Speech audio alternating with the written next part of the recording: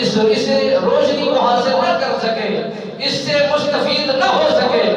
میرے نبی رحمت فخر موجودات صلی اللہ علیہ وآلہ وسلم سرکار حرم پاک کے اندر اللہ کی بارگاہ میں فریاد کر رہے ہیں کہ مولا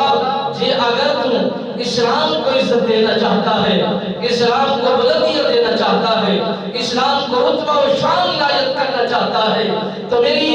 دو جوانوں کے متعلق درخواست ہے، یہی قبول فرما لے۔ میرے آقا مولا صلی اللہ علیہ وآلہ وسلم سرکار نے دعا فرمائی، اللہم اعز الاسلام عمر بن الخطاب ابن الحشام۔ میرے نبی رحمت سرکار نے فرمایا کہ اگر تو اسلام کو عزت دینا چاہتا ہے،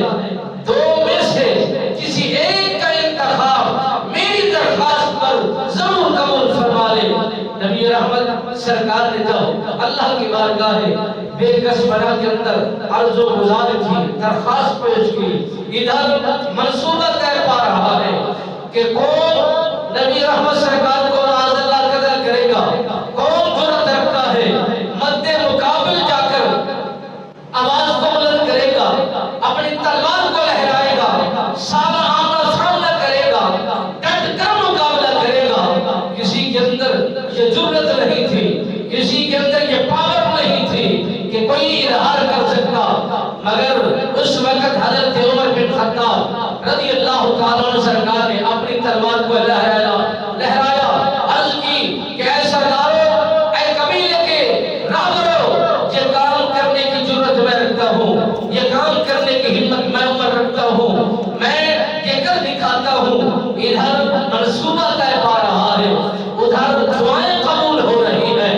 اگر اسی بات کو دیکھا جائے، اسی پر غور کیا جائے، اسی بات پر فکر کیا جائے، اسی جگہ پر حضرت ابراہیم علیہ السلام سرکار دعا فرما رہے ہیں، اور ادھر میرے نبی رحمت سرکار اللہ کی بارگاہ میں فریاد کر رہے ہیں، عرض و گزار کر رہے ہیں، مولا اگر تو اسلام کو تقویت کو، اسلام کو بلندی دینا چاہتا ہے تو ان دو میں سے کسی ایک کو ضرور عطا فرما دے۔ مگر منظوری ہو گئی عمر بن خطاب سرکار کی، قبول ہو گئی دعا نبی رحمت سرکار کی، اللہ نے اعلان فرما دیا، عرش پر اعلان ہو گیا، زمین کی تہ پر عمل باقی ہے۔ یہ جوان تلوار لے کر